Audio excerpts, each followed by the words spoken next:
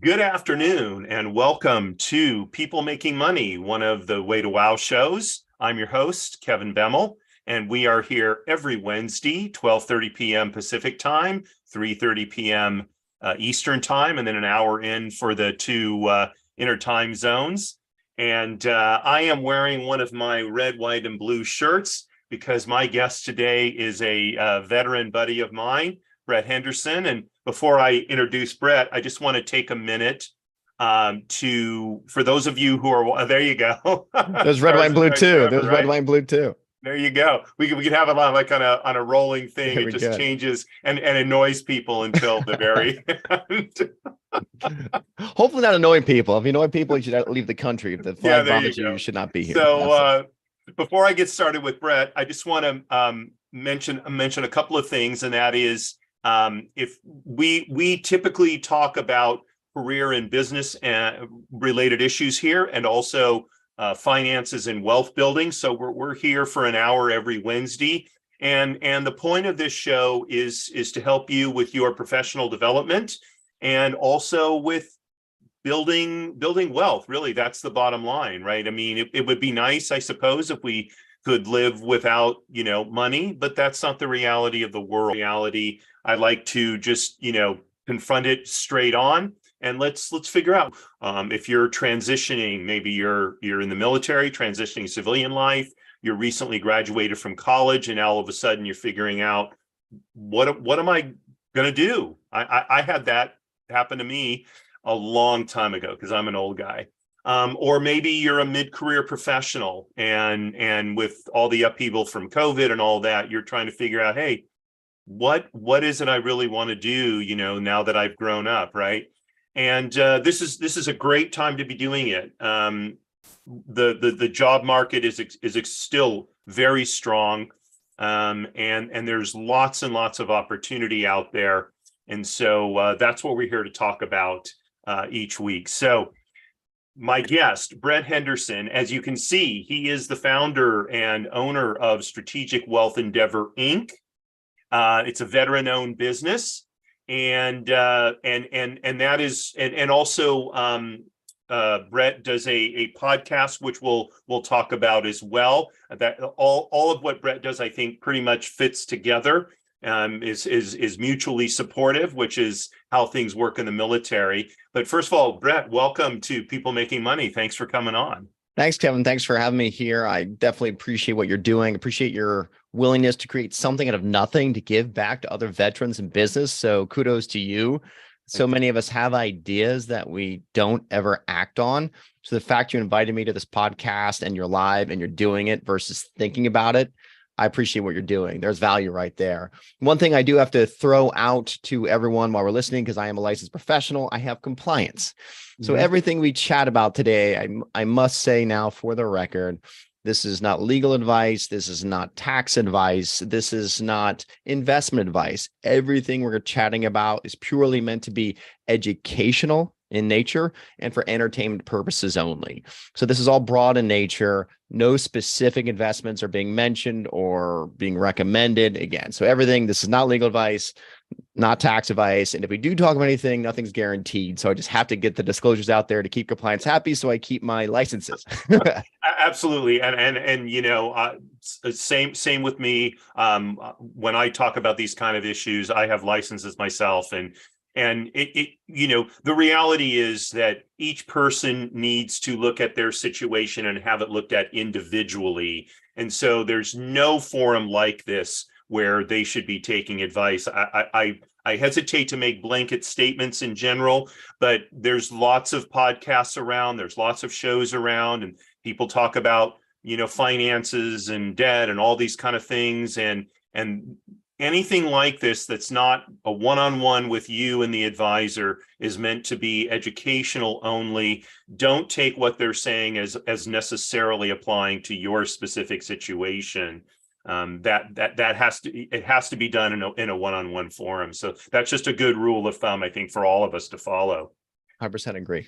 Yeah. Never So, celebrate. Brett, what I like to do with my guests is start back as far back in their professional journey as they're willing to go. Some people will go all the way back to, well, I graduated from high school and kind of my first job. And I'll leave it to you just how far back you want to start, but would like to start at least with why did you join the military and all of that? Because, these days, such a small percentage of Americans join the military. Veterans, anyone who's ever been in the military only makes up, I think, roughly 7% of the US population. Six is what I heard. Yeah.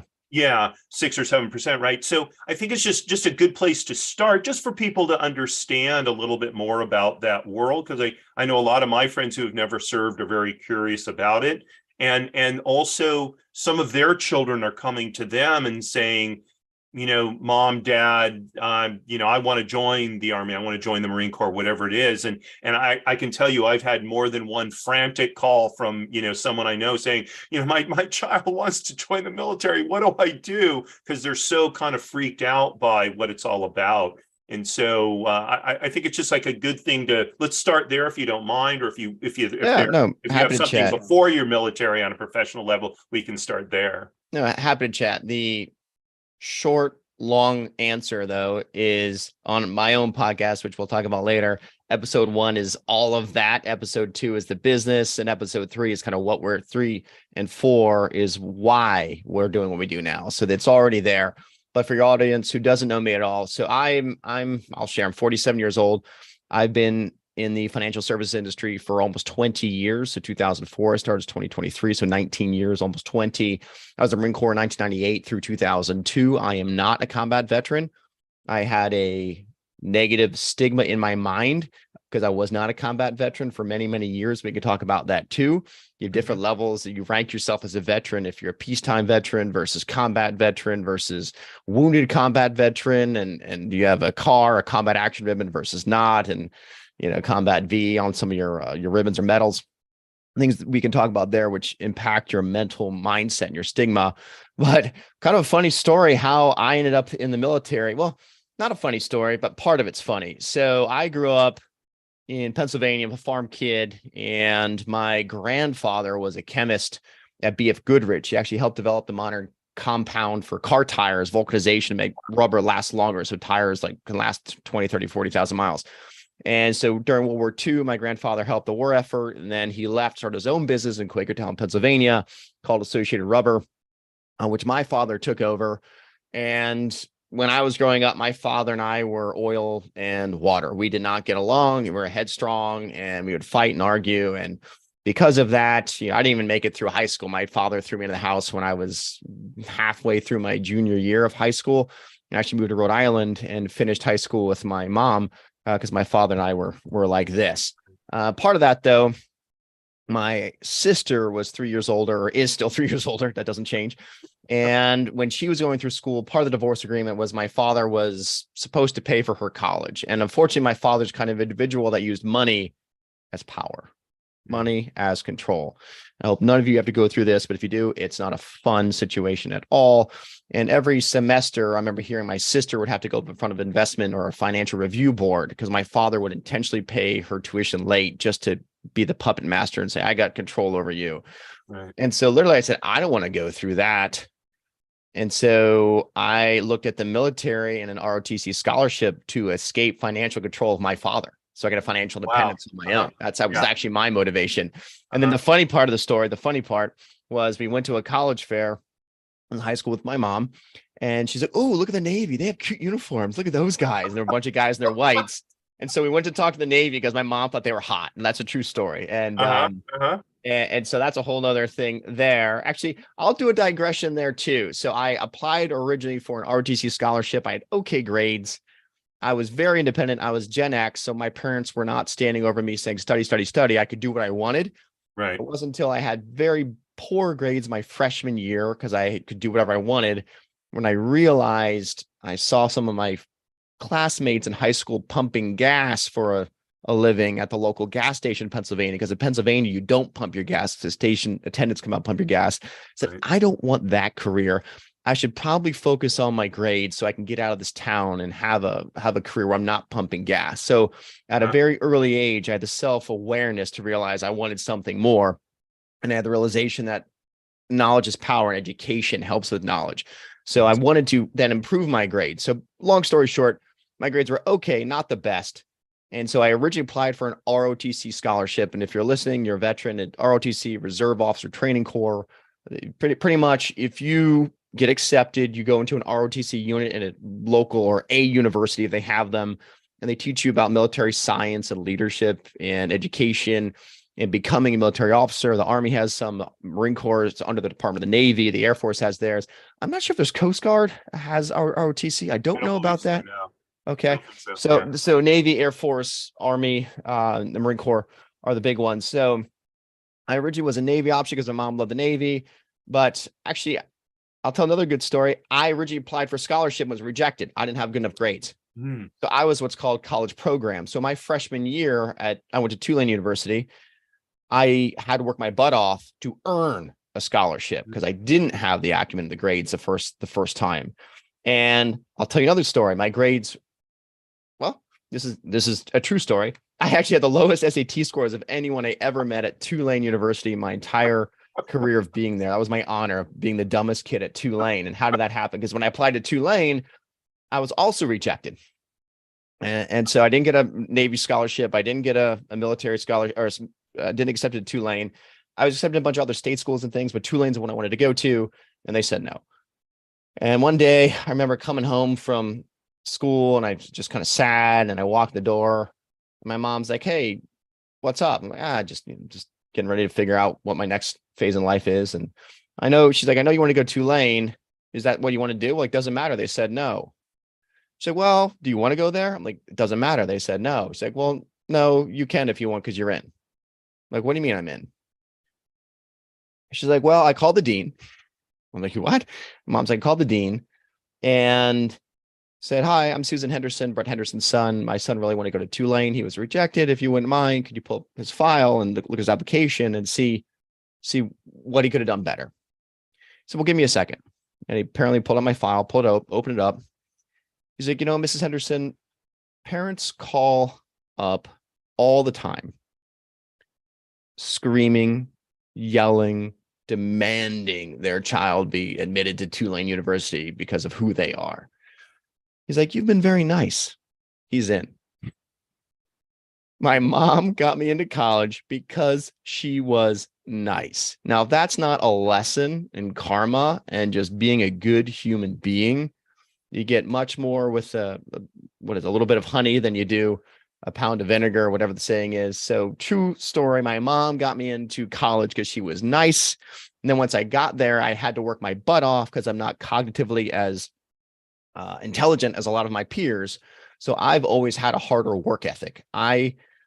In any professional situation, any competition, there are people that are smarter than me all the time. I'm used to that and I welcome that. I thrive in having people that are smarter, better around me. And if you were listening to this podcast, I would recommend the same thing for you. But my work ethic, I crush people in work. I just outwork people. And I make up for I wouldn't say lack of intelligence, just where I am. I am where I am, and there's smarter people out there. I can be at their level because I outwork them. And because a lot of smart people don't have to work that hard because it's easy for them. But I outwork people, and that's proved to be very successful for me in life. So long story, how to get in the Marine Corps. Mom got me into college, worked my butt off to get a scholarship. And then why the Marine Corps versus the Navy? This is 100% true story. Before you go there, I want to make an observation here, because the story that you told about your mother calling the university, it occurs to me that there may be another object lesson there. The way you described it is she called up the admissions director or whoever he was, and she said, "What can my son do better?" Right? So I think not only was she being nice, but she was demonstrating to him the ethic with which she brought you up, which is, rather than being mad that you didn't get what you got or demanding something, she had taught you to say, "Wow, I didn't get what I want. Okay, what do I do? How do I be resourceful, right, in my next step?" And to me, that's a huge key to having a successful life. And I would say my parents taught me something very similar in that regard, because I like you, I've always been pretty much, just if you keep going and then, if you don't get going this way, then maybe try going this way, or maybe try going this way. But you look at what you did that's not working and then figure out a different path. 100%. So what you are sharing right now, for anyone who's listening, it's just grit and understanding that failure is natural. Failure is part of the game for improvement. The more you fail at something, the more you learn. So when you finally succeed, you succeed that much more. I think, and I've seen it with some younger staff that I've worked with, that they're so afraid to fail, they give up because they don't want to fail. But then they don't learn, they don't grow, they don't improve. And they're stuck in purgatory, professional purgatory, and they're not advancing. They wonder why they're not getting raises, because they're not improving, because they haven't failed, because they don't have the grit. Right. And so humbly, me being Gen X and having to figure everything out on my own and failing and not giving up and having determination, and me being a quote unquote Marine who's Scotch Irish with an edge, whose father is a jerk, which I inherited some of that by default. It's in my blood. Some of my relationships have been tough, and it's my own fault. Right. Because I'm not always the easiest person to work with, but that's me. But guess what? I'm aware of that.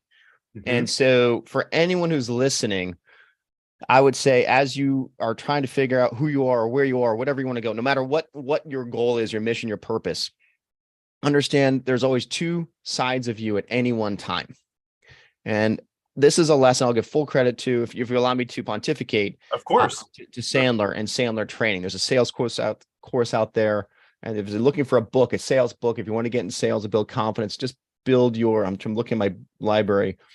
It's how to teach. You can't teach a kid to ride a bike at a seminar, by Sandler. You can't teach a kid to ride a bike at a seminar. Long story short, each one of us has two people at any one time, your identity and your role. And at any given time, scale 0's bad, 10's perfect. What's your identity? Who you are as a human being. All of us, our answer is always a 10. Our identity, our self-awareness, who we are, self-impression, you must be a 10. You must be a 10. We are a 10. We're all 10s. Then there's your role you're playing at any given time. So I was a new dad 5 years ago. When I had my son, my role as a father was a 0 or 1. I had no idea what to do. I was scared to death, and I was not the best dad. And you learn, you fumble through, you fail, and you learn to change diapers and feed and all that good stuff. So your role can be a 0, but as you gain lessons, as you gain experience through failure, you improve. And your role, your same thing can be with sales. If you don't know how to sell something, your role would be a 0, but your identity is still a 10. You're still a good human being. You're just not good at something. Well, you either go bury yourself in that skill and get books and coaches and mentors to increase your expertise in that skill set, or you go find someone else who's good at it and partner with them. Right. So play to your strength, so to speak. And if you have a weakness, either you improve that weakness or focus on your strength and partner with someone else that has a strength that complements yours. So you have the two strengths working together. It's always easier to perform at a higher level with your current strength than it is to try and take a weakness of yours and bring that up. That's a whole nother concept we can talk about too. So long story short, I went in the Marine Corps to escape the financial control from my father. And that always led me, and my family's entrepreneurs. So I have the entrepreneurial mindset, and I worked for big firms for many years. I worked for Merrill Lynch for 5 years, never fit in being a veteran, being opinionated, having a conscience, having a professional opinion of maybe, why are we doing it this way? It doesn't always make sense. Stay in your box. Corporate America generally wants people to stay in their boxes. Right. And for many, that's fine, because their mind works that way. And you want a job, and that's a job. You work for a big company, you have a job, you have a career, and you're fine with that. My mind doesn't work that way. And my mind's always thinking of new ways, good, bad, or ugly, to do things. And I'm always constantly, I'm questioning, and is this the best box? And why is the box a box? Why is it not a circle? Why is it not a sphere? Is it a rhombus? Depends how you look at it. And so having that mindset, I learned and having mentors in corporate America. You don't fit, you don't fit, you don't fit, you don't belong here. Eventually I knew I was going to own my own shop. And then 2018, 5 years ago, that moment came after 5 years of one firm and almost a decade at another, 15 years corporate America. It was time for me to start my own, and I did. And I failed miserably. My first hire was a horrible one. My first firm was not a good one. I had to set up everything out of nothing, and I thought I could do it, and fail. However, learn, Mhm. improve, rebrand, change the name, have your focus, have your mission, have your why, have your niche, drill down, have a service model that maybe had some holes in it, now is dialed in, is tight. Have your SOPs. Every time a pilot gets ready to take off, doesn't matter the first time or 500th time, they have the checklist 1, 2, 3, 4, 5, and they do the same thing every time. Why? Because it works. Right. And so you can build that checklist for your business.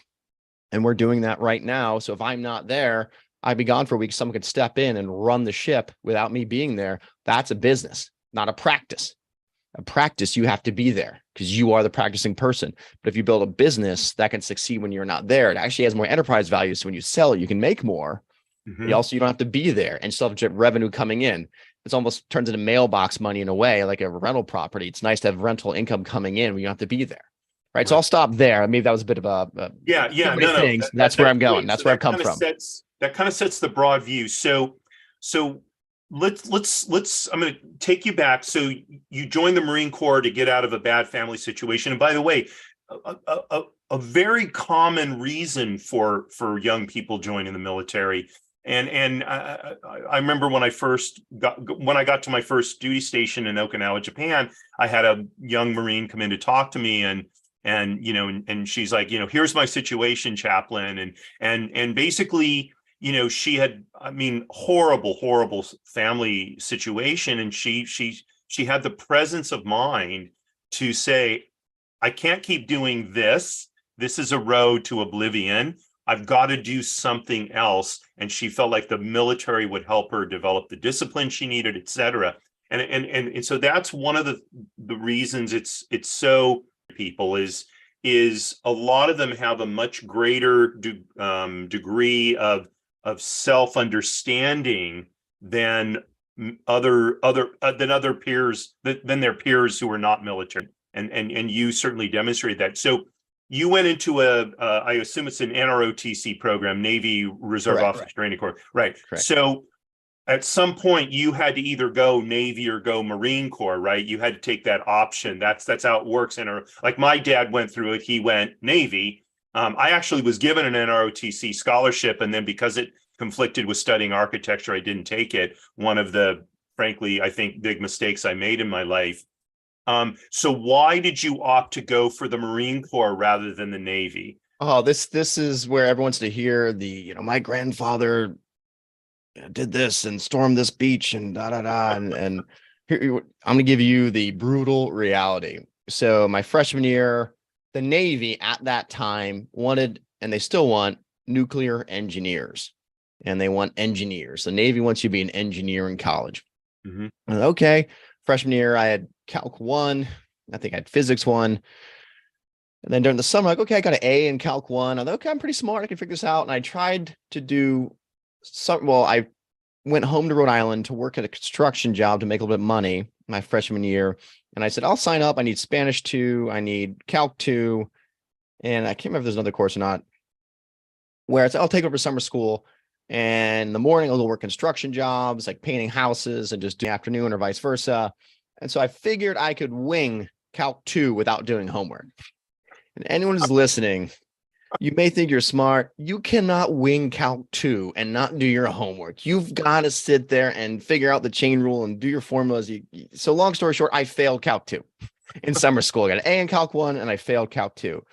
I was looking at my sophomore year. I'm like, do it again. I was trying to get ahead. I'm like, but the Marine Corps doesn't need Calc 2. And I'm like, they do fun stuff. They blow stuff up, and those guys are kind of tough. I'm okay with that. Let's try that. So the real catalyst for me to go to the Marine Corps was because I failed Calc 2 my summer year of college. That's the honest to God truth. However, it was a better fit for me anyway. My mindset's there, and just kind of who I am. If you can't tell already, like, The Marine Corps was definitely a better place for me. And there was nothing wrong with the Navy, but I just fit more with the Marines and had a good time there. So everything happens for a reason, right? And that's the truth. So that's how I ended up in the Marine Corps, because I failed Calc 2, truth be Well, told. so as you're talking about, not being an in the box thinker or in a sphere thing. So on Tuesdays, I do a show called Business Lessons from the Military. And right now I'm showing how Marine Corps warfighting doctrine 100%. virtually transfer one-to-one. And one of the things I was talking about yesterday under command philosophy was this idea of you want to push command down to the lowest level possible, right? Because the person on the scene is the one who's going to be best placed, right? That's a Marine Corps, part of the Marine Corps ethos. And that absolutely requires, from the time you're a non-commissioned officer, a corporal or a sergeant, up through the commissioned officer ranks, it requires you to be looking outside of the box, because you can't achieve your objective otherwise, right? As you're saying that, I'm thinking, see, here's a living example of what I was talking about yesterday. So now you're in you're done with college. You're now commissioned as a second lieutenant in the Marine Corps, right?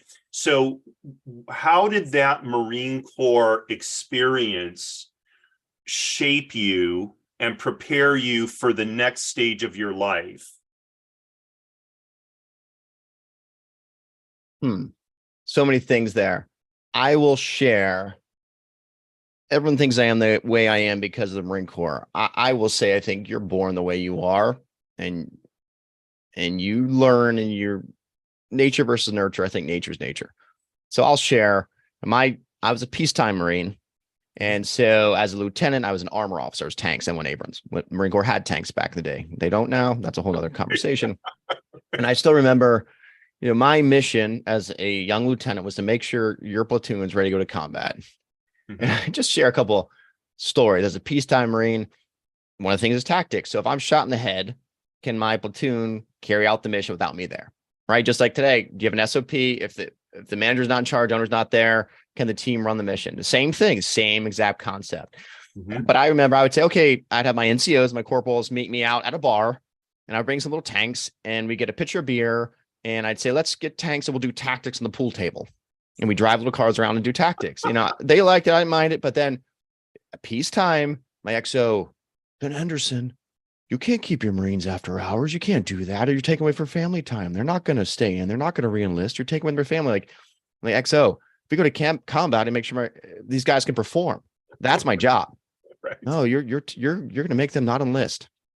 So my XO and I, we were like this, right? And say la vie. So I should have said, okay, thank you. And then just, what would you like me to do? It's not how I roll. It's not not who I am. Right. Never has been, never will be. And so him and I fought, right? I didn't agree with his style, and he didn't agree with my style. So it was a lesson. We had a gunnery range, gunnery exercise. You take tanks to the gunnery range once, twice a year. And I still remember this. One night we were running machine guns and no main gun, just machine guns. Mm-hmm. And I let my gunner take my position, the tank commander seat. I was firing. He was giving the fire commands as though I was dead. We were practicing. I was like, hey, if I'm not here, you got it. Right. And, I remember that night after the range got up, and XO was like, man, Gibbons didn't hit shit tonight, Henderson. Gibbons was my gunner. And I'm like, no, it was me. It was me. I wasn't anything. He's like, what do you mean? Like, I took the gun. He was commanding. He goes, oh, you're not following protocol. You're breaking safety violation. Like, I was in control of the weapon system. I'm the officer. It's fine. No, you didn't you're not in the box. You're not in the box. You're not in the box. So the military still has boxes, right? Well, now in combat, that shit all gets thrown out and it's take the hill and lead. But in peacetime, you're not playing the game. You're not a good lieutenant. Yeah. I'll give one more example of that. What shaped me. You asked me my experience, I'm giving to you. Things that stuck. This is over 20 years ago. We had, I think, 2-3 days to plan our own mission for our platoons, things we wanted to do. And I said, okay, this is cool, something different. And so there was a local Civil War battlefield, Manassas. And I said, oh, let's do a battlefield tour. Go check that out. And like we could learn the tactics they were using in the Civil War. And then also we had the comm unit or the communications unit. Hey, let's do some field expedient radio antennas and go on different, split up a platoon, go on different sides of the base and see if we can throw some comm wire over tree branches and see if we can talk to each other, get some radios and do some other training that was a little different. And I had my plan, I put it in, submitted it, and you're dicking the dog again. Dicking the dog? Why am I dicking the dog? You could take your tanks out in the field. Instead of you taking your tanks out in the field, you're going to go play Cowboys and Indians and the Civil War battlefields. And I'm like, yeah, I am. I'm going to do something different. Expose the Marines to something else. We're tankers. We're in tanks all the time. Let them see something that's out there. So long story short, how this comes back to business, there's always red tape. There's always bureaucracy. There are always games. And either you play that game and your job, if you're in corporate America, and okay, and sure, what should I do? And then your job is just to help whoever's above you get promoted. And if you help whoever's above you get promoted, they'll bring you along with them. If you're fine with that, there's nothing wrong with that. In management, you want to know what your job is? Your job is to get your boss promoted. If you're faced with a decision, I should do A, B, or C. Which one's going to make your boss look better and not hurt any clients and not sacrifice your ethics, morals? That's the answer. Whatever makes your boss look better is the right answer in corporate America if you're in that hierarchy structure. And so I didn't do well at that game. I did not do well. And so it moved to corporate America. Same thing. Don't fit the box. I just run my own game. I think my own way. And Brett, you're not a team player. You're this, you're that, you're this. Some executive got up and said something, and that doesn't make sense. And I just raised my hand. Well, hold on. Aside, Brett, you can't say that. That's so and so, the head so and so. I'm like, that dude's not paying my bills. That dude's not giving me clients. I am, right? And so if that person's paying my bills, that's different. But he's not helping me find clients. I'm finding my own clients. I'm driving my own revenue. I have my own business here. So he should thank me, and I've given them feedback to improve the organization. So rather than say no, maybe have a different mindset and say, yeah. So long story short, all those just experiences I learned from them, which led me to say, I don't fit in that mold. Right. I need to be in my own box. And I built my own box, and that's my own firm, Strategic Wealth Endeavor. So here, I welcome different ideas. I welcome people to challenge my mindset because I know my mind works one way, but there are many different other perspectives. And rather than say mine's right, yours is wrong, I think it's prudent for anyone to succeed to say, oh, your vision's different. Your idea is different. Let me understand how you think. I don't have to agree with it. I'd say yours is right, mine's wrong, but let me understand. As long as you're learning, understanding, you're growing. And if you're growing, you're improving and you're working towards better outcomes because you have a broader perspective. I will say in business, if you're not growing, you're dying. So there's nothing wrong with learning another perspective and seeing how other people think, because then trying to take what's good from their ideas, improve your own, and whatever's bad, like your parents. We all have parents growing up, and I'll throw back at you. Well, give me 2 things you love that your parents did. So my parents gave me a lot of independence, or they encouraged me to be independent. That's number one. And number two, my dad absolutely demanded that, in essence, my word be my bond. Ethical behavior was, there was nothing lower than a man who broke his word, who lied. Okay, you remember that, and then you live by that today. You absorb that in your ethos, right? Give me 2 bad things that you remember your parents doing, which like I'll never do. Well, hope I never do, right? Because right, where the apple doesn't fall too far from the tree. So my parents fought like cats and dogs, and I mean like screaming fights. So and to this day, I have a huge aversion to any kind of conflict.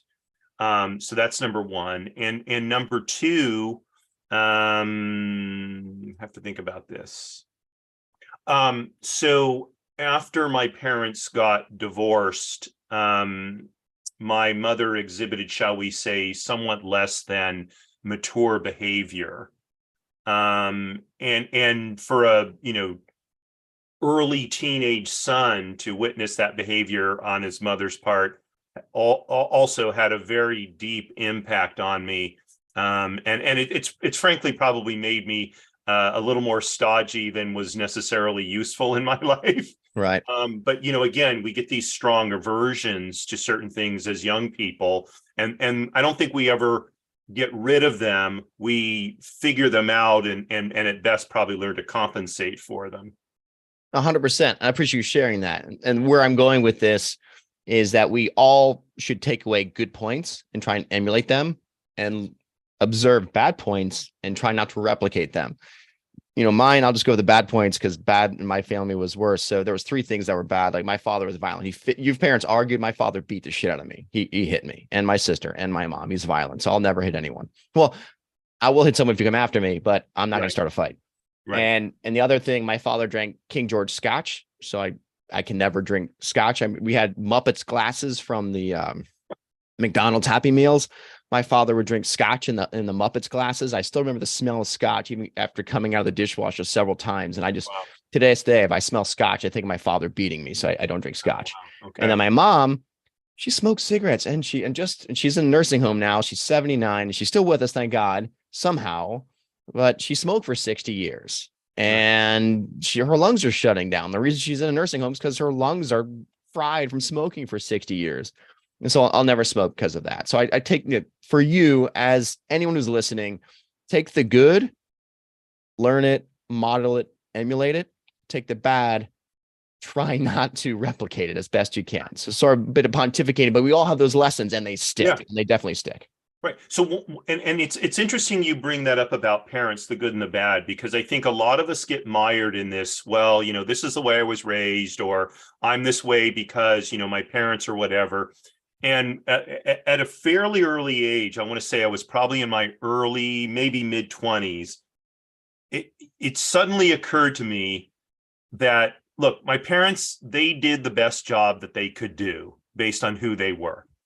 I don't think either one of my parents purposely set out to mess up my life. I mean, and by the way, I think there are some parents who do that. That's a different thing. But I think the vast majority of parents, look, they do the best job they can given the hand they've been dealt. And then we start our journey to adulthood at the point where we say, okay, I got the raw material. Now it's my responsibility to make whatever I'm going to make of myself out of the raw material that my parents sort of bequeathed me, right? And that's where our real journey of maturation starts, because that's the point at which we take responsibility for who we're going to be, as a person. And it's both incredibly liberating and down in your soul frightening, I think, when we make that decision.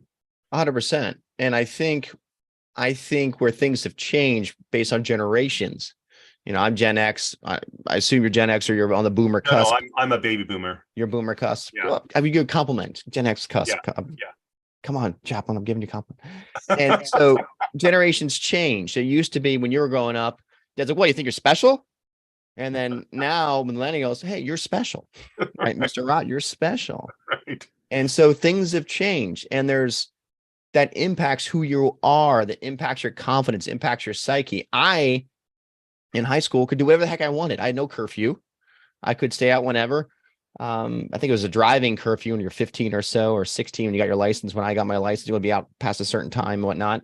But I could go out and do whatever I wanted. I realized, well, I want to have good grades. I have to study.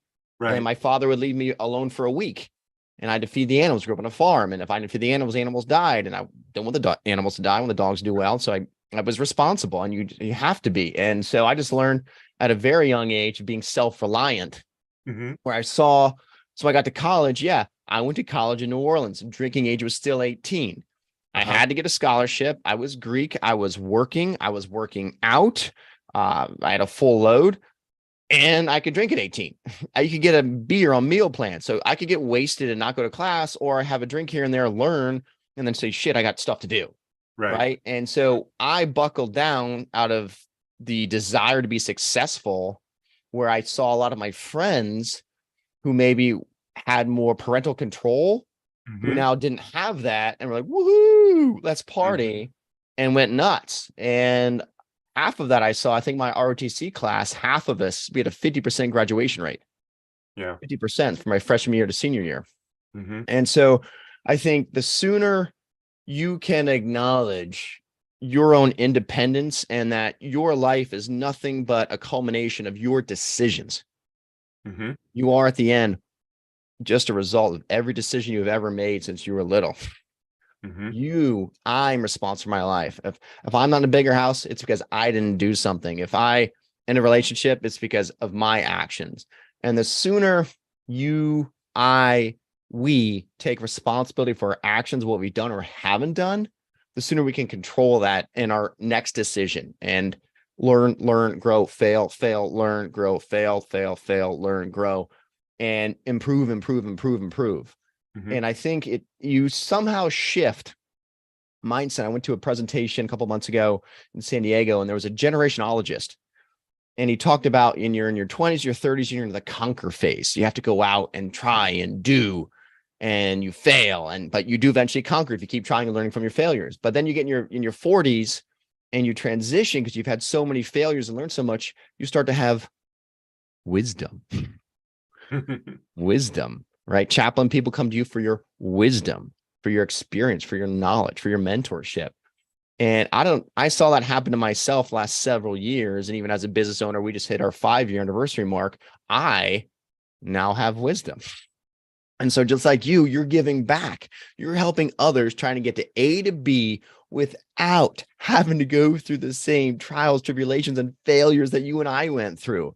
Mm-hmm. Our podcast, the Veteran Entrepreneur Masterclass. Am I allowed to talk about it for a second? Yeah, absolutely. Please okay, do. This is yours, baby. But we're complimentary. Our Yeah. podcast, the Veteran Entrepreneur Masterclass podcast, is just about that. If I can take my lessons, my failures, and share them with you, and you have the wherewithal to take those lessons and learn from them, which is really, really, really hard to do. Read a book, think you've got the lesson. Don't touch the stove. The stove's hot. Don't touch the stove. Oh, okay, I shouldn't touch the stove. But is it really hot? You got it. Oh yeah. Oh, it is really hot. It's just who we are. Right. So it's so funny when not funny. It's life. Life is funny. I have all these other veterans on that share their trials, tribulations, and then sometimes I'll still have someone come in who I know is listening. They've been part of the whole process. They just did it. They had an experience where they completely went against everything we talked about in the podcast. Like, what is it? Why did you do that? Oh, because I wanted to do it on my own. And so as much as we try and help and share wisdom, when we're in the wisdom phase, those in the conquer phase cannot, because they're just mentally not there yet. And there's nothing wrong with it. It's how we grow. It's how we develop it. It's just time and experience in life. The conquer phase has to fail to learn. You can't read your way through life. You can't just be a complete academic and just say, then go from academia forever with no life experience and then be a Jedi master in whatever field or trade you want. You must get out there and do.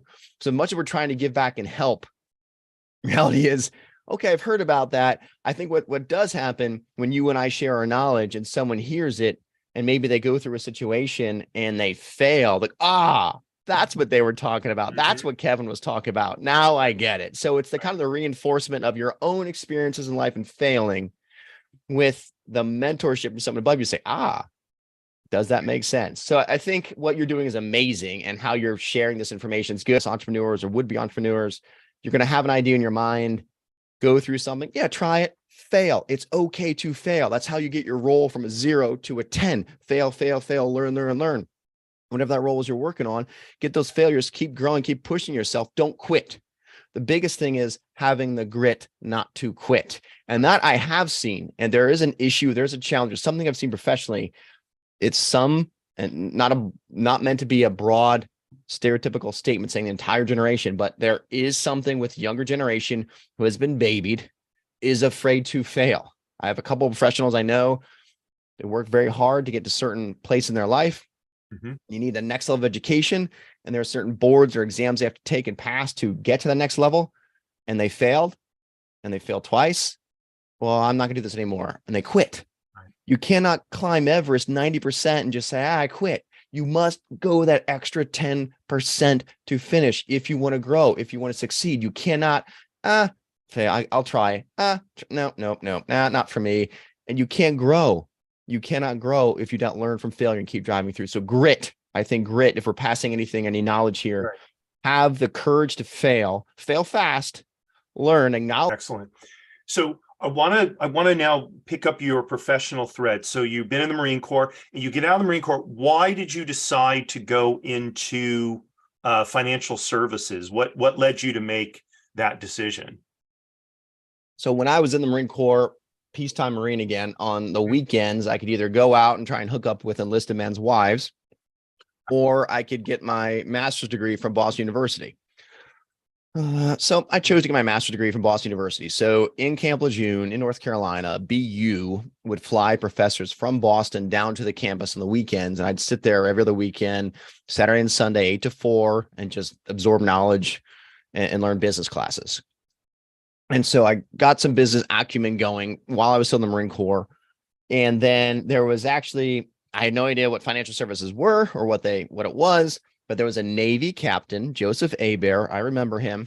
Mm-hmm. There was a alumni directory that students were allowed to look at. And I found this one gentleman, Joseph Hebert, and he was a recruiter for Merrill Lynch, a Navy captain reservist. And he called me up. We started talking. He's like, Henderson, I put you in the mat, pin your ass. You're nothing to me, you little Marine. And I'm like, oh, okay, sir. So I like this guy. Was spunky. He was spunky. And so this is before Merrill Lynch failed and Bank of America bought them.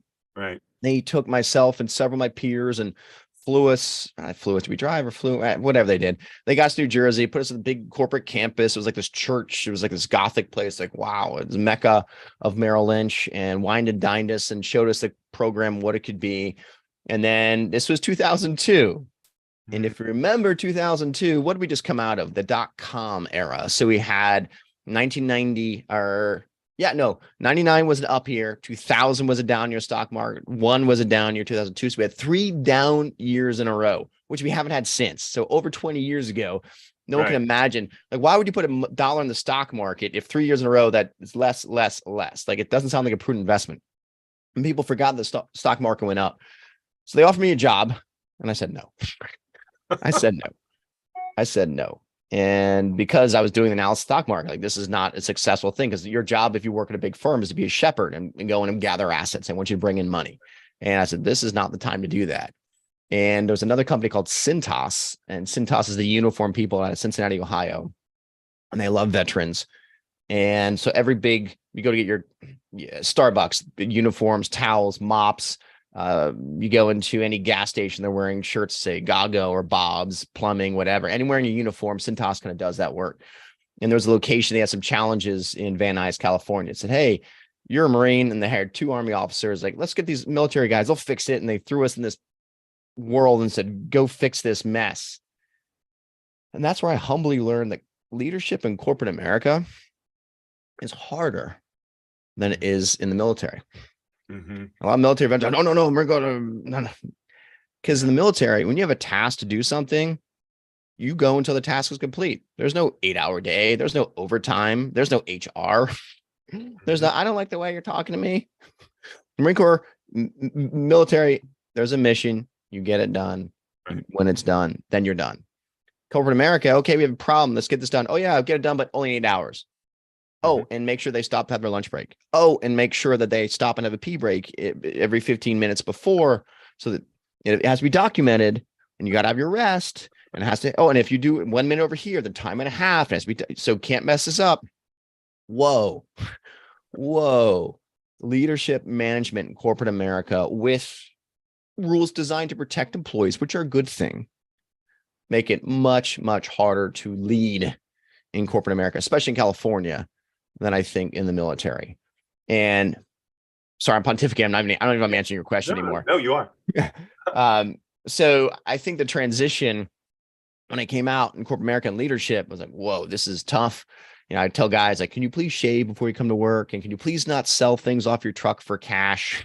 Can you please not steal? Can you please, all the stuff. Like, I didn't want to do that. And so then the stock market turned around in 03 and 04. Joseph called me, hey, Henderson, you coming over?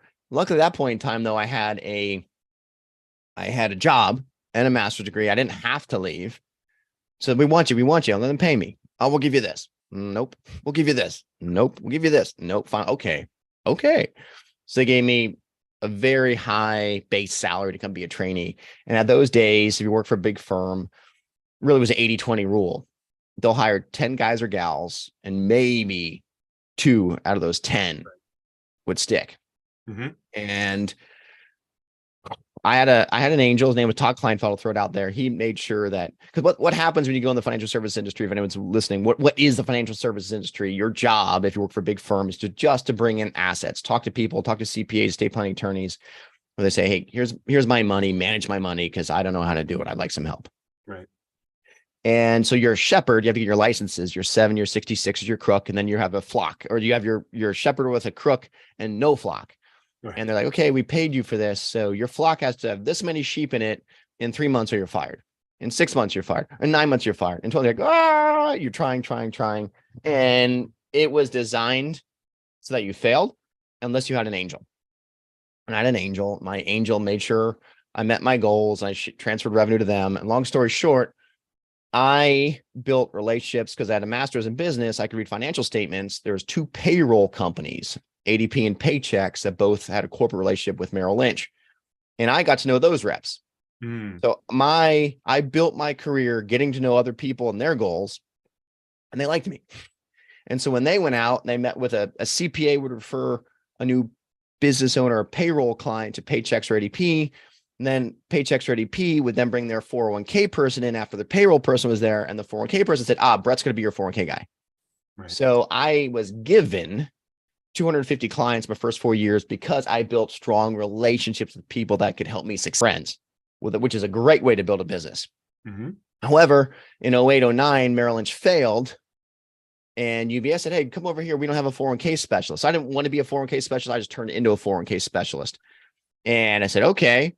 And they gave me a bunch of money I had 230 customers and maybe 20 clients. Mm-hmm. And the difference, if you're listening, you're not sure, between a customer and a client, is a relationship. When you have a client, you have a relationship. And the relationship built upon trust, likability, and performance.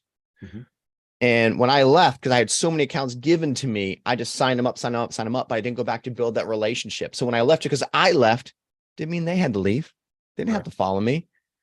But the ones I have a relationship with did. So like, oh, that's a huge lesson for anyone here, is make sure if you're in business and if you're generating revenue and you can have a client over a customer any day, build that relationship. And to build that relationship, you must have 3 things. Well, you say 2, I say there's 3. They must like you, they must trust you, and I add, for a long-term relationship, they must respect you. Mm-hmm. If someone likes, trusts, respects you, they will work with you. You can make a mistake here and there. If you own it, they'll still respect you for that. And they'll like you and they'll trust you because you own your mistakes. But if you break any of those, you'll lose their trust. If you lose trust, and long-term, if you're a jerk, you do anything good though, and they don't like you, they're not going to stay with you. So if you're in business, you're trying to build a relationship-based business with clients, you must find a way to have your clients or build your clientele by making sure they like, trust, and respect you. And so that's how I kind of got going again. After failing to not build relationships, had to start my clientele, build my quote book of business again in 2010 through 2019. And I sold, or 18. I had a 9-year commitment with UBS. So if I left, they would have sued me for the first 9 years because you have a bunch of money. They give you money to move over from Merrill Lynch and you have to wait 9 years. That ended. And over those 9 years at UBS, I was learning many, many times to see what the firm offers, what you need versus seed and run your practice. And at a big firm, you have a practice, not a business. It's a practice. Right. I learned, okay, I don't need the house for this, and this. I can do all this. And so finally, once my contract was done, I set up my own shop. At first, it was actually Henderson Wealth Management. And I learned that's about what? Me, clients, right? My clients knew my name just because it was on their statements. But a year ago, we went through a complete rebrand and we changed the name. You could see above this side, sorry, depending which way the background is, father, or if I can call you that. And everyone is on their own wealth endeavor. You've got yours, I'm on mine. Everyone listening is on their own wealth endeavor. If I can bring a little strategy to it, help you get from A to B faster, that's adding massive value. So our goal is to add massive value for our clients own wealth endeavor. So that's the name of our firm. So it's no longer about me. It's what we do for our clients and they're ideally the outcomes they attain if we do our job with them, not for them, but with them, because it's their money. I will just say on one thing. If you got money, I learned this lesson the hard way. I can't care more about your money than you do. Something's not right. And that happened several times. So many times that you want to do to learn is you can't care more about your client there. So you ask how I got there. That's how I got there, brother. So hopefully I kept everyone awake. There's not too much drool and we got 3 minutes left. Right. Right.